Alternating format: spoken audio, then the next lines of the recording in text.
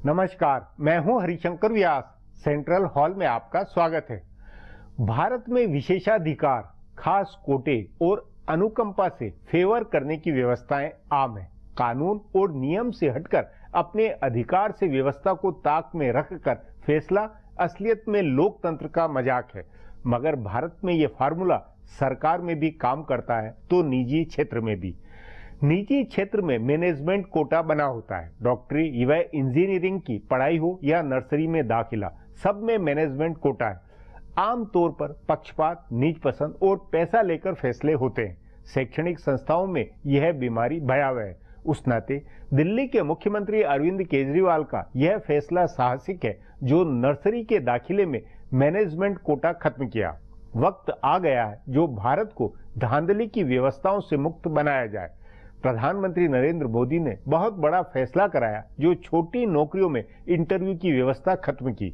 नौकरी हो या दाखिला, इस सब में काबिलियत और सुसंगत पारदर्शी निर्णय प्रक्रिया को जितना अपनाएंगे उतनी व्यवस्था बेहतर बनेगी। मगर यह कहना आसान है और करना मुश्किल। बावजूद इसके जनता की जागरूकता ने लीडरशिप को नया सोचने के लिए प्रेरित किया है। जो नेता जनता की नब्ज पर हाथ रखेगा वह चलेगा। इसी सोच में अरविंद केजरीवाल कई फैसले ले रहे हैं। स्कूल में बच्चों के नर्सरी दाखिले की बात छोटी नहीं है। इससे पूरी दिल्ली में यह मैसेज बना है कि मैनेजमेंट कोटे के नाम की धांधली, लूट को खत्म कराने की बड़ी पहल हुई। क्या ऐसा देश के दूसरे मुख्यमंत्री नहीं कर सकते हैं? सभी प्रदेश सरकारों और मुख्यमंत्रियों को सरकारी और निजी क्षेत्र की उन तमाम बातों को खत्म कराना चाहिए जिससे लोगों में बराबरी का समाज बनने का मैसेज बने। सचमुच पारदर्शिता होनी चाहिए। शिक्षा संस्थाओं में ऐसी पारदर्शिता बहुत जरूरी है। संदेह नहीं कि इस मामले में अरविंद केजरीवाल अपनी साख बढ़ाते जा रहे हैं। आज इस पर चर्चा है, मगर उससे पहले गपशप और खास सुर्खियां। शुरुआत सियासी गपशप से करते हैं।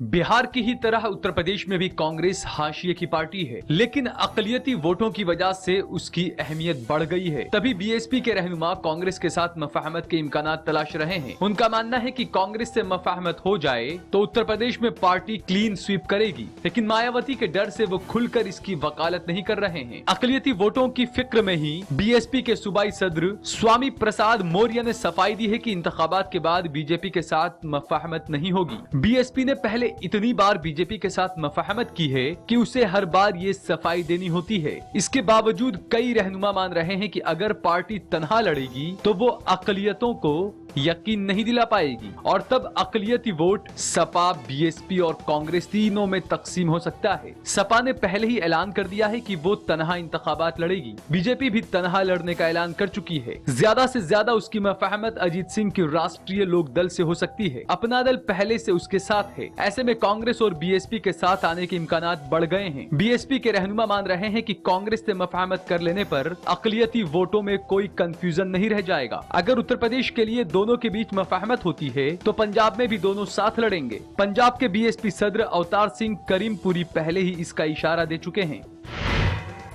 कांग्रेस नायब सदर राहुल गांधी 2 हफ्ते की छुट्टी से लौटते ही पार्टी रहनुमाओं को मुत्तहिद करने के मिशन में जुट गए हैं। उन्होंने छत्तीसगढ़ के रहनुमाओं से मुलाकात की और उन्हें खामोश पार्टी आलाकमान के फैसले का इंतजार करने को कहा। अजीत जोगी के हामी तकरीबन आधा दर्जन रुकने असेंबली और 1 दर्जन साबिक रुकने असेंबली कार्रवाई न करने का दबाव बनाए हुए हैं। उन्होंने पार्टी क़यादत को बताया है कि सीढ़ी तनाजा पार्टी की आपसी चपकलिश का नतीजा है। वो चाहते हैं कि राहुल पंजाब की तरह कोई समझौता फार्मूला बनाएं। इंतखाबात वाले सूबों में राहुल को केरल और तमिलनाडु में पार्टी की चपकलिश खत्म करानी है। बताया जा रहा है कि उन्होंने इन दोनों सूबों की इंतखाबी तैयारियों का जायजा लिया है। केरल में वैसे तो सारे फैसले के एंटनी की रजामंदी से होने हैं, फिर भी राहुल की सरगर्मी इस नाते है कि उन्होंने अपनी पसंद के वीएम सुधीरन को सदर बनवाया है और वो चाहते हैं कि सुधीरन, चांडी, चेन्नीथला और वायलार रवि मिलकर काम करें। इसी तरह तमिलनाडु में कई खेमों में बंटी पार्टी को मुत्तहिद करने के लिए वो रहनुमाओं से मिलने वाले हैं। असम का मामला उन्होंने सुलझा दिया है। वहां राहुल ने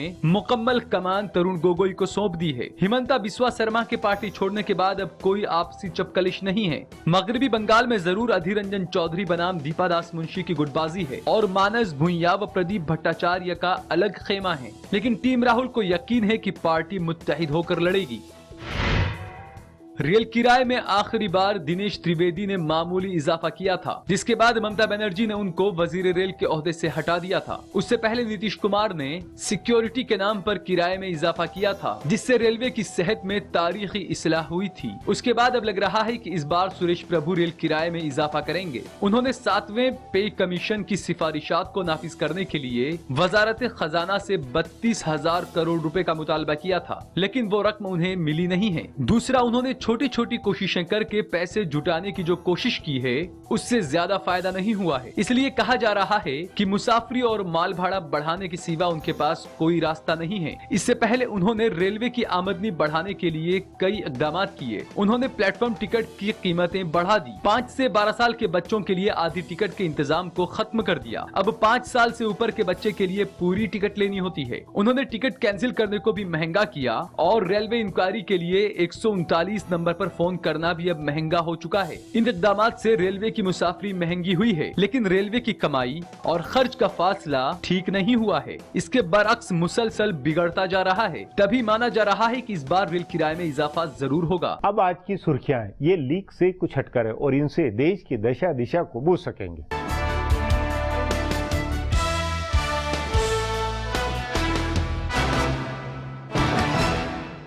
पाकिस्तान ने हिंदुस्तान की तरफ से दिए गए सबूतों की बिना पर जैश ए मोहम्मद के खिलाफ कार्रवाई की है। वजीर आजम नवाज शरीफ की तरफ से बनाई गई मुश्तरका ज्वाइंट टीम ने आज जैश ए मोहम्मद के गिरफ्तार किए गए मेंबरान के ठिकानों पर छापेमारी की। नवाज शरीफ के दफ्तर की तरफ से जारी एक बयान में कहा गया है कि खुसूसी तफ्तीश टीम के मेंबरान मुश्तरका जांच के तहत हिंदुस्तान का भी दौरा करेंगे। ज़ेरे गौर की 2 जनवरी को पठानकोट एयरबेस पर हुए दहशतगर्दाना हमले में जैश ए मोहम्मद का हाथ बताया जा रहा है। पाकिस्तान की तफ्तीश एजेंसी ने इसके खिलाफ सख्त कार्रवाई करते हुए कई जगह इसके दफ्तर भी सील किए हैं। जैश के खिलाफ कार्रवाई को लेकर जांच अफसरान और सीनियर वुज़रा ने आज नवाज शरीफ के साथ इजलास किया। उसके कुछ घंटों बाद कार्रवाई का ब्यौरा जारी किया गया। इस बीच पाकिस्तान के साबिक सदर जमहूरिया जनरल परवेज मुशर्रफ ने कहा है कि इस तरह के हमले होते रहते हैं, लेकिन इस बार के हमले को हिंदुस्तान ज्यादा तूल दे रहा है। हिंदुस्तान को नुकसान पहुंचाने वालों को उतना ही दर्द देने के वजीर दिफा मनोहर पर्रिकर के बयान के बाद फौजी सरबराह जनरल दलबीर सिंह सुहाग ने कहा है कि हिंदुस्तानी फौज किसी भी मुहिम के लिए तैयार है। हालांकि उन्होंने साथ ही ये भी कहा कि वो वजीर दिफा के बयान पर तंकीद नहीं करना चाहते हैं। जनरल सुहाग ने पठानकोट में एयरबेस पर हुए हमले के बारे में कहा कि इससे निपटने की मुहिम में फौजी दस्तों के बीच तालमेल की कोई कमी नहीं थी और मुत्तहिद होकर ऑपरेशन चलाया था। 6 दहशतगर्दों से निपटने की मुहिम के 80 घंटे तक चलने के बारे में पूछे जाने पर फौजी सरबराह ने कहा कि ये कोई आसान ऑपरेशन नहीं था। उन्होंने कहा कि फौजी दस्तों को लोगों की जान बचानी थी, इसलिए उन्हें ज्यादा वक्त लगा। शिवसेना ने कहा है कि हवा में उड़ने वाले गुब्बारे ज्यादा देर तक हवा में नहीं रहते हैं। शिवसेना ने खबरदार करते हुए कहा है कि इंतखाबी नतीजे इशारे देते हैं कि महाराष्ट्र का सियासी माहौल खतरे में है। शिवसेना ने यह भी कहा है कि मुकामी इंतखाबात में कांग्रेस की जीत सिर्फ एक ट्रेलर है और फिल्म अभी बाकी है। पार्टी ने अपने अखबार सामना में लिखा है कि सूबों में मजबूत क़यादत और मैंडेट के बावजूद कांग्रेस आगे बढ़ रही है। बीजेपी के वजीर आला को इस पर ध्यान देना चाहिए। सामना में कहा गया है कि मोदी लहर की वजह से पार्टी ने आम इंतखाबात में शानदार जीत हासिल की थी, लेकिन तारीख कहती है कि हवाई गुब्बारे ज्यादा वक्त तक हवा में नहीं रहते। दिल्ली के वजीर आला अरविंद केजरीवाल ने पठानकोट में एयरबेस पर हुए दहशतगर्दाना हमले में शहीद हुए फौजी अहलकार और एक टैक्सी ड्राइवर के अहले खाना से मुलाकात की। उन्होंने मुतासिरीन के रिश्तेदारों को 2-2 लाख रुपए का मुआवजा देने का ऐलान भी किया। केजरीवाल ने यहां हवालदार कुलवंत सिंह, कैप्टन फतेह सिंह और टैक्सी ड्राइवर इकागर सिंह के अहले खाना से मुलाकात की। उनके साथ गम में शरीक होते हुए केजरीवाल ने कहा कि ये एक बड़ा नुकसान है। आज हम अपने घरों में अमन से सो पा रहे हैं क्योंकि हमारे जवान हमारी सरहदों का तहफ्फुज कर रहे हैं। केजरीवाल जुमेरात को मुख्तसर में मादी मेले के मौके पर एक सियासी रैली को खिताब करेंगे। पार्टी के एक तर्जुमान ने बताया कि आज रात वो बठिंडा भी रुकेंगे। शोहदा के अहले खाना से मुलाकात के दौरान आपके सीनियर रहनुमा संजय सिंह, आपके सूबाई सदर सच सिंह छोटेपुर, आशुतोष और HS फुल्का भी मौजूद थे।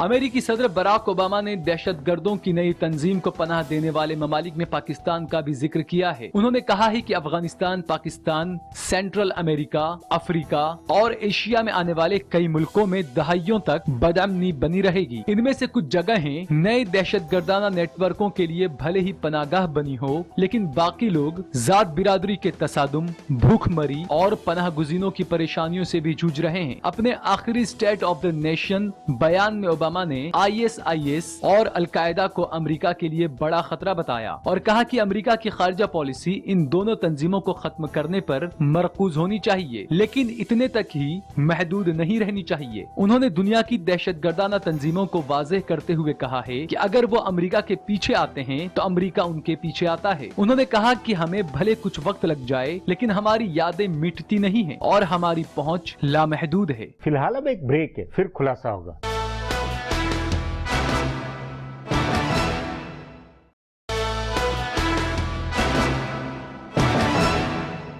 स्कूल में दाखिला अखिल भारतीय समस्या है। नर्सरी से लेकर उच्च शिक्षा के सभी पायदानों में दाखिला समस्या होता है। इसमें भी उतनी ही धांधली, सिफारिश, पैसे का लेन देन या कि भ्रष्टाचार है जितना नौकरी के मामलों में। सो जरूरी है कि जैसे प्रधानमंत्री नरेंद्र मोदी ने छोटी नौकरियों में इंटरव्यू को खत्म किया, वैसे और भी कदम उठे। इस पर आगे चर्चा करें, उससे पहले देखें मेरा यह खुलासा।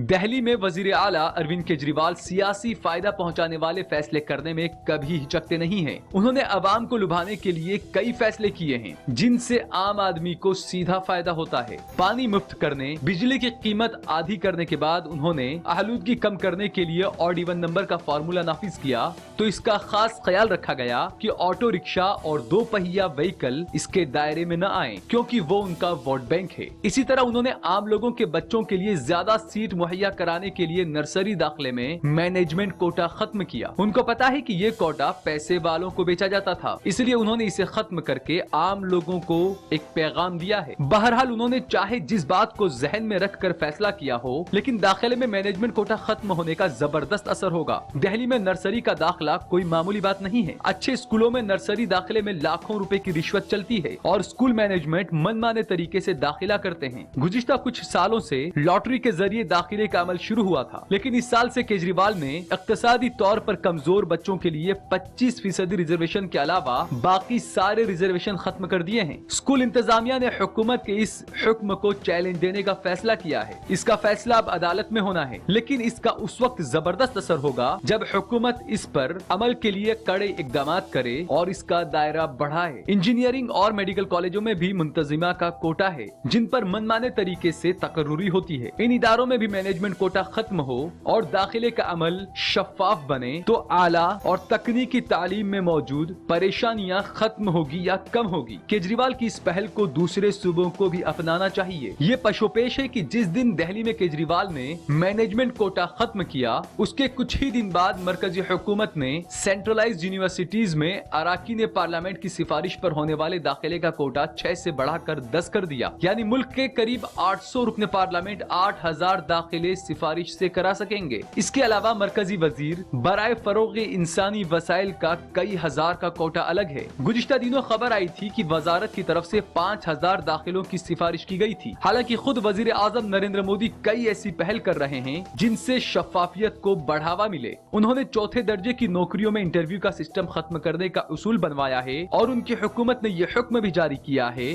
कि नौकरी का इश्तिहार निकलने के बाद 6 महीने में तकर्रुरी का अमल पूरा होना चाहिए। चाहिए। पहले तकरूरी के अमल में बरसों लगते रहे हैं और इस दौरान कई किस्म की गड़बड़ियों की खबरें आती रहती हैं। तभी माना जा रहा है कि उनकी ये दोनों पहल आम लोगों की मुश्किलें आसान करने वाली है। चाहे स्कूलों और कॉलेजों में दाखिले का अमल हो या नौकरी हासिल करने का अमल हो, उन्हें आसान बनाना वक्त की जरूरत है। नरेंद्र मोदी और अरविंद केजरीवाल दोनों ने इस जरूरत को समझा है, तभी दोनों ने अवाम के मन को छूने वाले फैसले किए हैं। इससे मुंतजिमा में शफाफियत की गारंटी बनती है। अब एक ब्रेक है, उसके बाद व्यवस्था को पारदर्शी बनाने की जरूरत पर चर्चा करेंगे।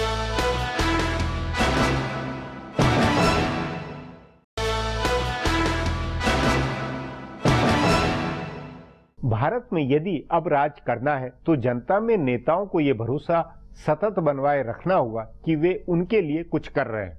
छोटी छोटी बातों से बड़ा मैसेज जाता है। उसमें दिल्ली के अरविंद केजरीवाल जो कर रहे हैं उसे दूसरे मुख्यमंत्रियों को भी अपनाना चाहिए, जैसे शैक्षणिक संस्थाओं में मैनेजमेंट कोटे को खत्म करना। इस पर चर्चा के लिए आज मेरे साथ वरिष्ठ पत्रकार विनीत नारायण।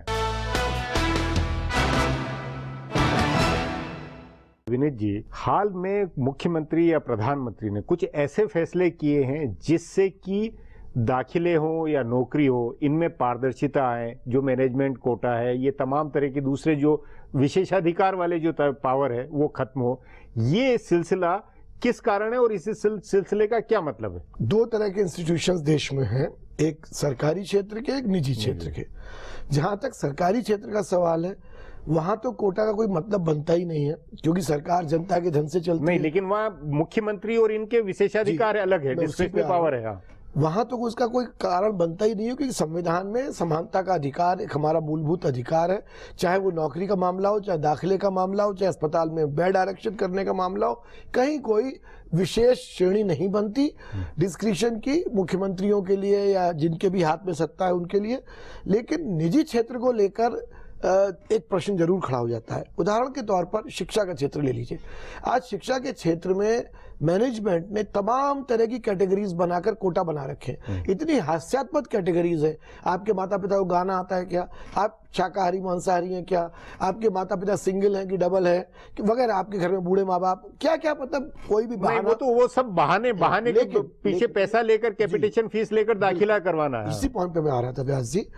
क्या भारत सरकार या प्रांत सरकारों के पास इतना धन है कि वो शिक्षा की माकूल व्यवस्था पूरे देश में कर सके? हमारे देश में शिक्षा को सामाजिक दायित्व माना गया। शिक्षा, स्वास्थ्य ये सामाजिक दायित्व है, सरकार का कर्तव्य है। संविधान के नीति निर्देशक तत्वों में साफ निहित है कि आपको ये करना है। लेकिन देखा यह गया पिछले दशक में कि इतने सारे प्रयास होने के बावजूद, इतनी योजनाओं के बावजूद शिक्षा का प्रचार प्रसार जैसा होना चाहिए वो नहीं हो पा रहा। निजी क्षेत्र के धन की आवश्यकता पड़ी और इसलिए निजी क्षेत्र को इसमें आने दिया गया, और वो न सिर्फ आया बल्कि उसने इसको सेवा से एक इंडस्ट्री में बदल, बिल्कुल उद्योग में बदल दिया। अब सवाल है, अगर आप ये कोटा बिल्कुल बंद कर देते हैं, निजी क्षेत्र की बात मैं कर रहा हूं, तो फाइनेंशियल क्राइसिस होगा। नहीं, देखिए मैं अपनी मत पे आ रहा हूं, पूरी तरह से सब कोटा के मैं बिल्कुल विरोध में, पर मैं एक बात कर, तो फाइनेंशियल क्राइसिस होगा। फाइनेंशियल क्राइसिस होगा तो वो संस्थाएं कहेंगी कि ठीक है, हम कोटा बंद करते हैं, आप हमको फीस बढ़ाएं, आप हमको पैसा दीजिए, अनुदान दीजिए, वह एक संकट पैदा होगा। लेकिन दूसरी तरफ जो कोटा से नुकसान है, यहां तक तो समझ में आता है कि किसी सेठ ने कोई स्कूल कॉलेज यूनिवर्सिटी बनाई तो भाई उसके परिवार के सदस्यों को इतना तो हक मिलना चाहिए कि एक दो सीट मिल जाए, या उसकी जो फैकल्टी है, अब जो आदमी सारा जीवन अब पढ़ा रहा है उसके बच्चों को एक सर्टेन क्राइटेरिया में मिल जाए। लेकिन उसके नाम पर अफसरों के, नेताओं के, सिफारशी लोगों के बच्चों को मोटी फीस या कैपिटेशन फीस लेकर जो कर रहे हैं, उससे कई तरह के वैमनस्य समाज में स्कूल में पैदा हो रहे हैं। पहली बात, जो बच्चा कैपिटेशन फी दे के आता है उसको पता है कि मैं कितना भी नाखवादा हूं, मुझे अच्छे नंबरों से पास करा जाएगा। पास होते हैं, कई उदाहरण में नाम भी ले सकता हूं।